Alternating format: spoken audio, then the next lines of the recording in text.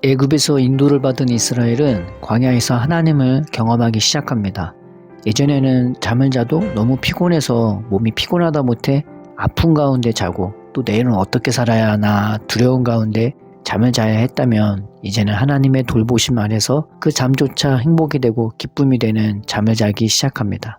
애굽에서 일어나는 것은 몸이 너무 뻐근하고 피곤해서 고통 가운데 일어나며 오늘 하루 그 일에 대해 답답함과 한숨 가운데 일어나야 했다면 이제 광야에서는 하나님의 넉넉하고 따뜻한 품과 눈길 가운데 일어나며 오늘 하루 또 하나님이 어떤 은혜를 주실까 기대하며 일어날 수 있게 되었습니다. 애굽에서 유일한 낙이었던 먹는 것과 마시는 것은 현실을 잠깐이나마 잊을 순간적이고 육적인 음식이며 그들은 그것을 짐승처럼 먹어야 했다면 이제 그들에게 먹고 마심이란 하나님의 돌보심과 사랑 안에서 신에게 직접 공급받는 것들이 되었으며 비록 작은 음식이라도 평안함과 화목함 가운데서 누리는 것들이 되었습니다. 또 이전에는 자기와 상관없는 애굽의 성과 창고와 피라미드를 보며 먹고 살기 위해 그것을 짓기 위해 시키는 명령을 들었어야 했으나 이제는 하나님의 거하시는 성막과 구름기둥, 불기둥을 보면서 하나님이 친히 그들과 함께 하시는 것을 보며 은혜롭고 위로가 되며 소망과 힘이 되는 하나님의 말씀을 듣기 시작합니다. 그래서 그들은 보고 듣는 것도 바뀌게 된 것입니다. 신앙의 초반은 이렇게 살아계신 하나님을 내 일상의 삶에서 경험해 가기 시작하는 것입니다. 아이가 태어나면요, 오로지 부모의 품과 보호 안에서 성장하듯 이스라엘도 이 광야에서 하나님을 보면서 그 품 안에서 믿음이 자라기 시작합니다. 하나님은 이 광야에서 오로지 이스라엘과 함께 사시며 그들을 하루하루 먹이고 인도하시는 것이었습니다. 그래서 이 광야는 오로지 우리와 하나님하고만 사는 장소요. 우리의 삶에 있어서는 요런과 같은 곳입니다. 세상의 어떤 이도 이 관계를 넘볼 수도 없는 곳입니다. 신앙생활도 이런 의미에서는 이런 유아기가 있고요. 어떻게 보면 우리 신앙생활에 있어 이런 유아기 같은 부분도 평생 가지고 있기도 합니다. 예수님도 어린 양이라고 하지 않았습니까? 그래서 다른 사람은 모르는 나만이 아는 하나님 경험이 반드시 존재합니다. 보통 하나님을 안다라고 성경이 말하는 것은요, 경험적이고 인격적인 나와 하나님과의 관계를 하나님을 안다라고 말하는 것입니다. 그래서 호세아에서는요, 하나님은 이렇게 말하고 있습니다. 호세아 12장 9절에 네가 애굽 땅에 있을 때부터 나는 네 하나님 여호와라. 호세아 13장 4절에는 그러나 애굽 땅에 있을 때부터 나는 내 하나님 여호와라. 나밖에 네가 다른 신을 알지 말 것이라. 나 외에 구원자가 없느니라. 그러면 이 하나님과의 교제에서 우리가 하는 것은 무엇일까요? 듣고 보는 것입니다. 그리고 하나님의 말씀을 기다리는 것입니다. 그 하나님의 은혜와 사랑을 깨닫게 달라고 찾고 구하는 것입니다.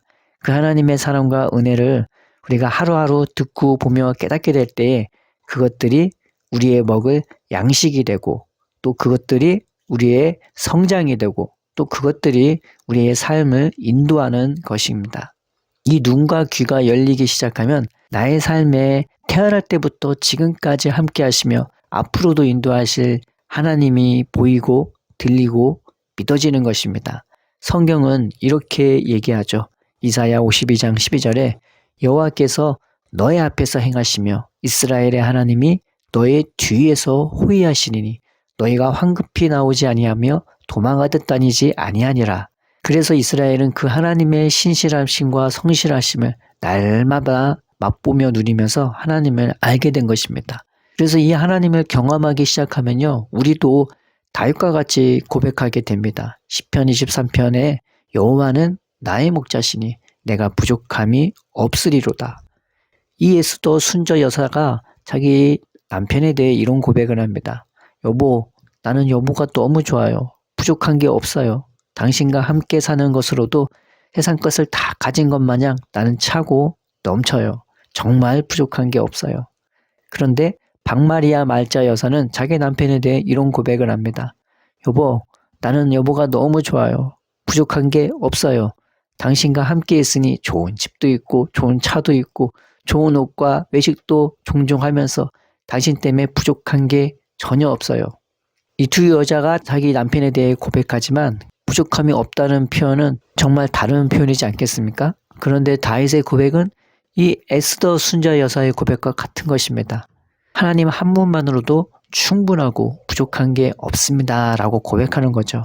그래서 이 은혜를 누렸던 다윗은요, 평생의 삶을 무엇인가를 얻기 위한 삶이 아니라 항상 자신이 받은 모든 것을 타인에게 베풀고 드리며 하나님께 모조리 다 드리는 삶을 살 수 있게 된 것입니다. 부족한 게 없으니까요. 하나님 한 분만으로도 차고 넘치니까 그렇게 자신의 삶을 누군가를 위해 희생하고 헌신할 수 있는 삶으로 드리게 된 것입니다. 하나님이 우리에게 부족함 없는 차고 넘치는 것을 주시기 위해서 그래서 우리에게 요구하시는 것은 딱 한 가지였습니다. 즉 자신만 의지하고 바라보라는 것이었습니다. 그래서 호세아에서 하나님은 이스라엘에게 이렇게 말하고 있습니다. 호세아 13장 4절에 그러나 애굽 땅에 있을 때부터 나는 내 하나님 여호와라. 나밖에 네가 다른 신을 알지 말 것이라. 나 외에는 구원자가 없느니라.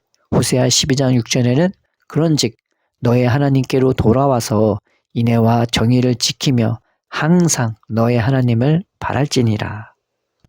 그런데 애굽에서 건져진 이 이스라엘 백성은 하나님의 은혜와 사랑을 받기에 곧 가나안 땅에 들어가기에 합당하지 않은 많은 약점들을 가지고 있었습니다. 그들은 애굽은 무서워하면서 정작 하나님을 무서워하지 않았고요. 애굽의 영광과 혹 그 먹을 것들은 중히 여기면서 정작 하나님이 주시는 만나나 하나님 자체는 너무 가볍게 여겼습니다.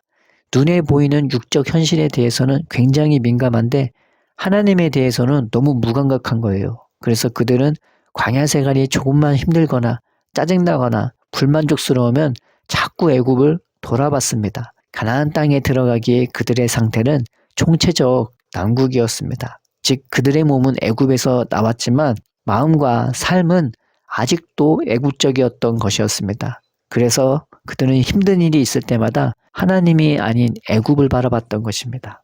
가나안 땅에는 유혹도 싸움도 많이 있을 텐데 그것에 들어가기 전에 벌써 그들의 시선이 하나님이 아닌 애굽을 향했던 것입니다. 그래서 하나님은 그들을 때리셔야 했습니다. 징계를 하셔야 했습니다. 그것을 통해 그들이 세상에 아닌 헛된 것이 아닌 오로지 하나님만을 바라보게 하기 위해서였습니다. 오로지 그들을 생각하시고 그들을 보호하시고 인도하신 우리 하나님만 의지하고 바라보게 하기 위해서였습니다.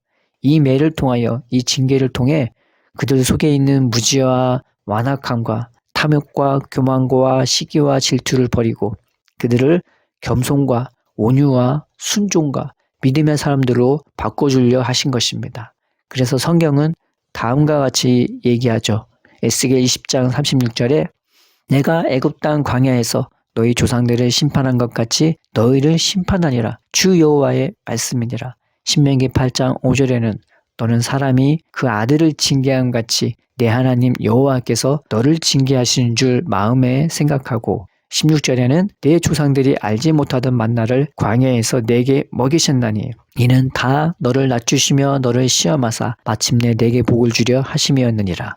뜻밖이지 않습니까? 애굽에서 인도하거나 구원했다고 하셨는데 애굽 땅에서 인도하시고 광야에서 심판하셨다고 하시니 말이죠. 그래서 신앙의 초기에는요. 구원받았으면 끝나는 것이 아니라 나와 하나님과의 교제가 분명히 필요한 것입니다. 이 사귐이 필요한 것입니다. 하나님이 매를 드시면 우리로 하여금 벌 주고 때리기 위함이 아니라 우리를 돌이켜서 하나님만 의지하게 하고 바라보게 하고 우리의 모든 것 되시는 하나님을 경험토록 하기 위해서입니다.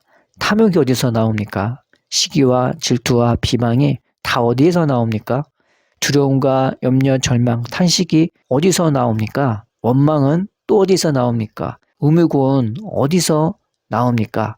우리는 상황이나 사건이나 환경에서 이것이 나온다고 생각하지만 이런 것들은 다름 아닌 우리 안에 하나님이 없는 데서 이 모든 것들이 나오는 것입니다. 내가 하나님을 알지 못하는 데서 경험하지 못하는 데서 그런 사귐이 없는 것 가운데서 이 모든 더러운 것들이 다 우리 속에서 나오는 것들입니다. 우리가 소위 세상에서 성공으로 치닫는 인생이 된다면요. 우리는 보통 타락으로 마칠 확률이 굉장히 높은 자들입니다.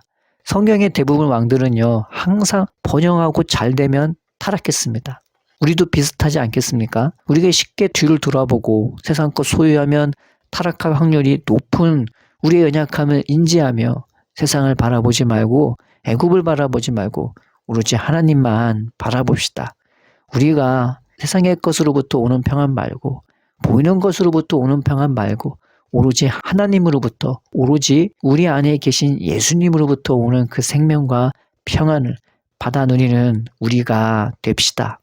언제나 내가 여기 있다 하시고 언제나 나야 나라고 하시면서 우리를 부르시는 그 하나님께 우리도 믿음으로 나아갑시다. 내 뜻대로 안 될 때, 내 맘대로 안 될 때, 삶이 버겁고 힘들며 어떻게 할지 모를 때, 심지어 짜증나고 화나며 내 마음속에 분노와 시기와 질투가 나오기 시작한다면, 혹 계속 그렇게 살고 있다면 바로 그때가 주님이 나를 연단시키는 것인 것과 바로 그때가 주님이 우리를 부르시는 시간인 줄 믿고 우리가 하나님께로 나아갑시다.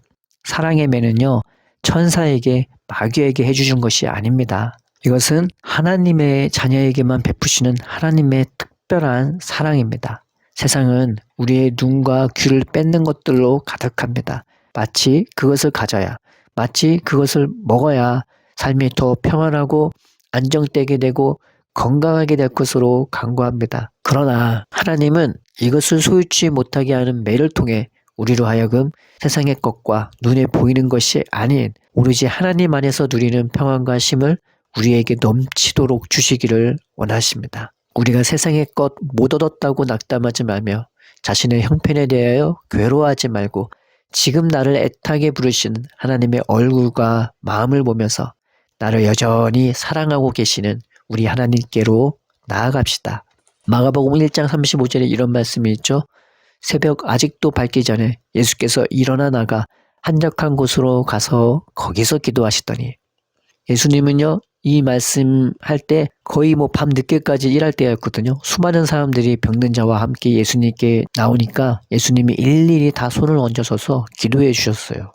말씀해 주시고 고쳐주시고 얼마나 피곤했겠습니까? 그런데 이 하나님의 완벽한 은혜와 사랑이 안팎으로 예수님의 충만하니까요. 잠을 몇 시간 자기도 전에 이 영적으로 깨어 있으니까 그 은혜와 사랑이 충만해서 잠 몇 시간도 안 주무시고 일어나서 바로 한적한 곳에 가서 기도하셨습니다. 하나님의 은혜와 사랑이 이렇게 충만한 겁니다. 그런데 마가복음 4장 34절에 또 이런 말씀이 있죠. 비유가 아니면 말씀하지 아니하시고 다만 혼자 계실 때에 그 제자들에게 모든 것을 해석하시더라. 예수님도 혼자 계실 때에 좋은 집, 좋은 장소, 많은 돈, 수많은 세력들이 아니라 예수님이 계신 그 장소에 제자들에게 모든 것을 해석해 주셨습니다. 세상의 것 없다 치더라도 하나님이 계시면, 예수님이 계시면 그것이 족한 것 아니겠습니까? 나에게 모든 것을 가르쳐 주시고 모든 것을 부어주시고 모든 것을 깨닫게 하시는 그 예수님이 있다면 그것이 우리에게 족한 것이 아니고 그것이 우리에게 넘치는 생명과 능력이 되지 않겠습니까? 우리에게는 천지만물 지으시고 나를 위해 자기 아들도 아낌없이 주시는 하나님이 계십니다. 그분이 우리를 이런 참된 생명으로 참된 진리로 우리를 차고 넘치게 인도하시지 않겠습니까? 우리가 조급함과 답답함을 내려놓고 우리의 모든 것 되어주시는 하나님께 나아가 그 하나님과 사귀는 우리가 됩시다. 사랑의 하나님, 광야에서 이스라엘을 연단하듯 우리도 연단하시는 하나님, 우리가 하나님으로부터 오는 이 생명과 평안을 받아 누리기 원합니다. 하나님과 사귀는 하루하루를 우리가 맛보기를 원합니다. 우리의 마음을 하나님께로 향하게 하시고 세상으로 향하지 말게 하소서. 그것을 통해 언제 어디서나 하늘로부터 오는 모든 좋은 것들을 받아 누리는 우리가 되게 하여 주옵소서. 예수님의 이름으로 기도드립니다. 아멘.